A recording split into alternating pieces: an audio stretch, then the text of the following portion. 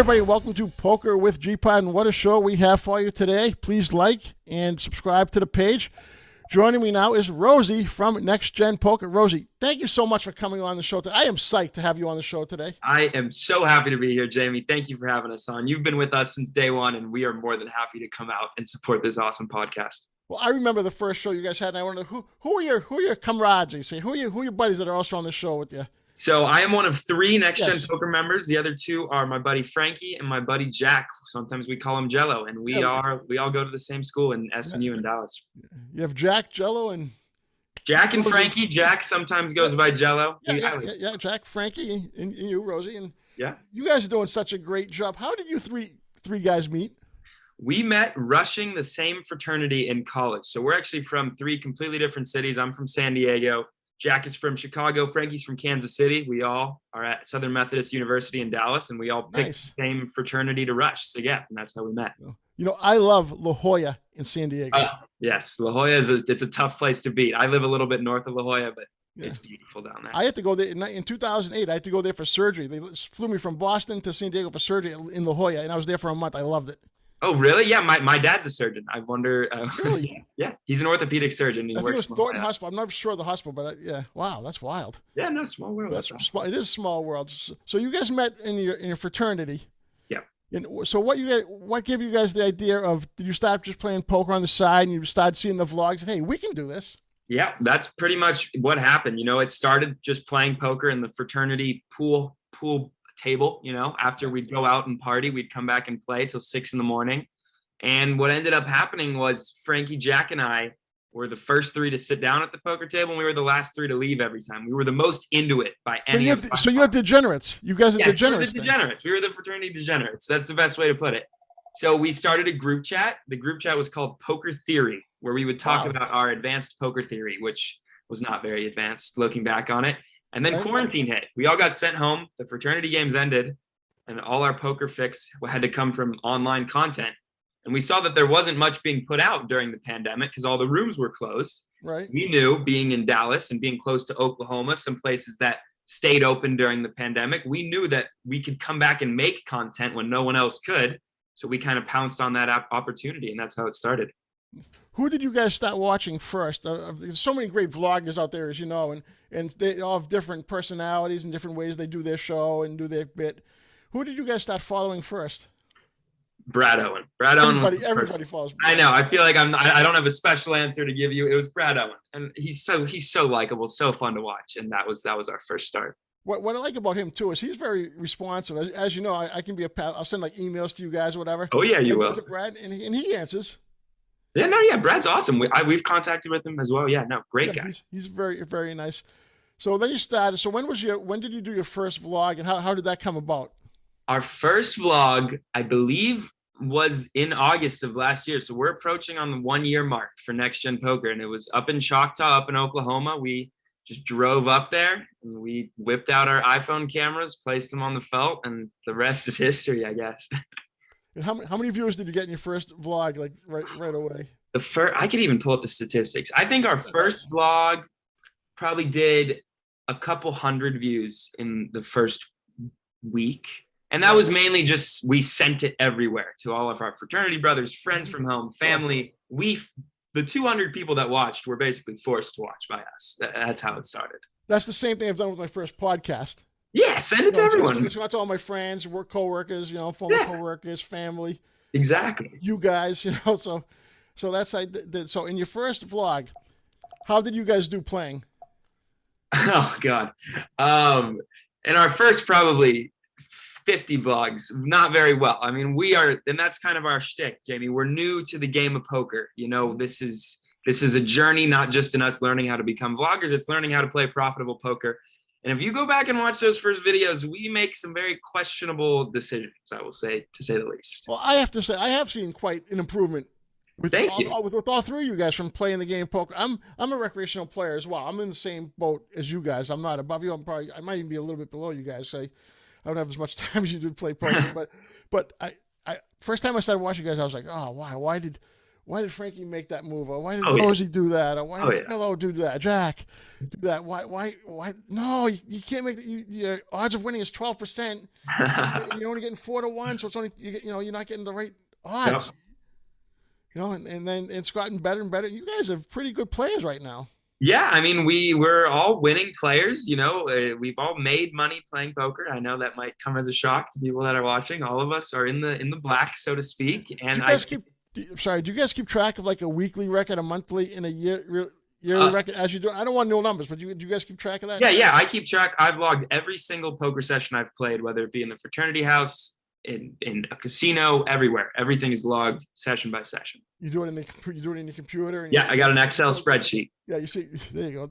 You're a math guy, so it's. Yeah, it helped convince the parents too that like I wasn't just gambling all the time. Like this was actually something I was learning and getting good at. It's funny you mentioned that, because how did your parents react when you said, "Look, I'm playing poker"? Because obviously you're open about it. Because thousands of people are seeing you now. You can't go anywhere. You probably can't go to a grocery store to someone saying, "Hey, that's the guy from Next Gen Poker," right? I mean, I wouldn't go that far yet. It's getting there. When we walk it, it's gotten to a point where every time we go into a poker room or a casino, yes, Right. we get approached, we get noticed. I have been recognized a couple of times out at a bar back home in San Diego. I was not the grocery store yet, but it's a really surreal, weird, and amazing experience to have people come up to you and say like, "Hey, Rosie," and I'm like, "Wow, that is just makes my day. It's amazing." So how did your parents react to it? Because I know as a parent, I've stepped because I don't know if I'd like that. No, gosh, no. I got to give a shout out to my parents. My parents trust me. They've raised me amazingly. I kind of told them, I sat them down, and I like the way I approached it. I was just like, you sat them down. I like. Oh yeah, no, this was a full talk. I showed them the spreadsheet too. This was even before the vlog started. This was just me playing poker all the time. Sure. And they're like, "Should you really be going to a casino all the time?" I'm like, "Look, I'm not playing blackjack. I'm not playing slots. These are my results. This is what I'm doing to study," literally just breaking down what I'm doing. And they kind of were like, "All right, we'll give you a shot. You haven't let us down yet in your 21 years of existence. So you can give this one a go." And Frankie and Jack did similar things with their parents. Sure. Once the channel became a thing, and now we're like, "Look, we got poker money. Now we got clothes money coming in, merch, advertising revenue." I'm still waiting for my card protector. Oh my! It should come today or tomorrow. We're getting some DMs today. Nice. Well, there you go. I'm excited to see what number I have. Yes. Don't tell me. I won't spoil it. I won't. You know what number it is? I could look it up if you want. No. But yeah, no. The parents are all on board as of now, and it really is awesome to have your parents' support in something like this. It's a little more outside the box. So yeah, I can't thank them enough. Now I know you can only speak for yourself, and I don't want you to speak for your other two poker pals or poker buddies. Do you have any desire to become a professional poker player? That's a question we get asked a lot, and my answer is kinda. Wow. It originally that was the whole goal before Next Gen Poker. We all thought we were so good, wiping our fraternity brothers, taking all their money. We're like, we're going to be pro when we grow up. And then it shifted to like, I don't know if that's a stable income. To have a profession where you can lose money in a given day, like I don't like the sound of that. So the goal for us is to take the content creation, the merch, the ad revenue, and have that be our primary source of income and be pros on the side. I do not want to be relying on poker for my sole income, if that makes sense. Right. But obviously you're on your way to getting a degree. Yeah. You have 1 year left? We are all going to be seniors this year. All going to be seniors. Mm-hmm. So are you gonna get a job in your profession that you're doing schoolwork now and play poker on the side? Yes. The parents are on board, like I said, with Next Gen Poker, but we will still be finishing school. We will still be getting normal jobs. Yeah, I'm doing some calls right now. I'm trying to get into investment banking. I'm a finance and math double major, and recruiting for that starts now. So I've been doing some studying on that. Can you give me some tips if you get that job? Where I should invest? Can you throw me a couple ideas? Yes, once I get the job, I'll take care of your portfolio. Sounds like I'm going to hold you to that, Rose. But no, that's pretty cool that your parents back it and everything. And well, you guys are in the you're in the same fraternity. Is there any way I can join that fraternity? I can be your wingman because I'm already married, Anthony. But can I be you guys' wingman? You can be our wingman. Actually, our fraternity's in a little bit of trouble right now. There's a chance the school wants to get rid of us. So I don't know. Maybe we can start our own fraternity. The Poker with G-Paw fraternity. Poker with G-Paw. Look, there's a plug for the show right there. From that's going to be like a commercial and everything on Spotify or something. Everyone join the Poker with G-Paw fraternity. Parties every day. Oh, there we go. Like I said, I can be you guys' wingman. I mean, here's a question for you. This is going to be kind of a funny question. Yeah. Now that you're famous, do you meet more women? Well, I will say, Jamie, you know probably more than anyone that poker is a game predominantly male dominated. I think like 96% of poker players are male. So most of our fans are male. And I am not really approached by female. It's more so like if I'm just talking to a girl normally, and then it comes up. Then you throw it out there. I'm a professional poker player. I know. I never say that. I'm teasing. But like, there was one time at a bar, like when I was just talking to people and a fan came up and was like, Rosie, and like people were like, what just happened? And then it kind of leads to you explaining it, and then people are like, because like, and people like to see like, oh, you have this many followers, this many that. Well, I check because I did my first podcast last week, so I check it like it's only been on for 2 days, and I check it like every 4 hours. I always got that one like thumbs down though too. I did get one thumbs down. Yeah. Because we got to be a family member. That you gotta learn to love the haters, Jamie. But you know what? That's okay, because you know what? They're gonna watch the next show. Oh, absolutely. The reason we have comments on our videos is people telling us how bad we are, and comments are good. It helps with the YouTube algorithm. It does help you. It definitely does help you, and you guys do well. And what's good is you guys not only have been doing your vlog, but you've been going to like doing live. I've seen you live on like different shows. Yep, we actually are. That's pretty cool. By the time this airs, it probably will already have happened. But tomorrow we're on TCH Live playing a 1-3 stream live stream.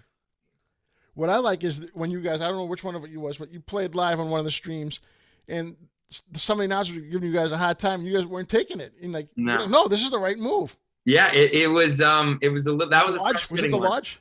That was at TCH actually. And yeah, it was. We play a very conservative style of poker, and people are often out to get us at the poker table. So people are playing any 2 cards. And in our opinion, the sound strategy is to tighten up, play your good hands, and get value. And that's what we do. And sometimes people don't like that. And, that's just what we do. And you guys have played a lot of cash games. But lately, I've seen you guys doing some tournaments and cashing in some tournaments. Yes, the tournaments Isn't it a totally different game? Because I've played both. Isn't it totally different? It's a totally different game, and the adrenaline rush I get, I cannot compare it to anything feeling in the world. Like just because we're planning to go to the WSOP in the fall. Are you? And yeah, so we're trying to brush up on our tournament game. You're gonna play in the main event. That might be a little steep. Might be a little steep for our bankrolls, but maybe some of the cheaper events is what we're looking at. That is so cool, though. It's funny because one thing I worry about there, and I don't want to I interviewed Mike Matusow last week. He said he's worried that there might not be a World Series of Poker this year. Have you been hearing that as well? I've been hearing that, and I'm going to stay optimistic. I think it's going to happen. I'm the same. I hope it does. They might make us put a mask on. If so, so be it. Just play with the mask on. I want to play cards. Let's do it. You're not going to Canada or Mexico right now, so you can play in the GG Poker tournaments, huh? With Negreanu. I am not. I'm not there yet. I'll be with Negreanu one day. Right.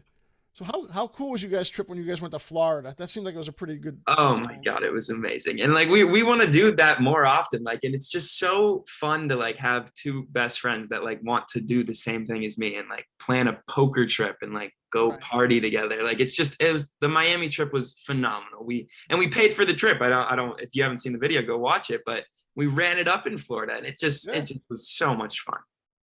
Is the game different in Florida? Say, you've played in Texas before, right? And Texas is supposed to be a little wild.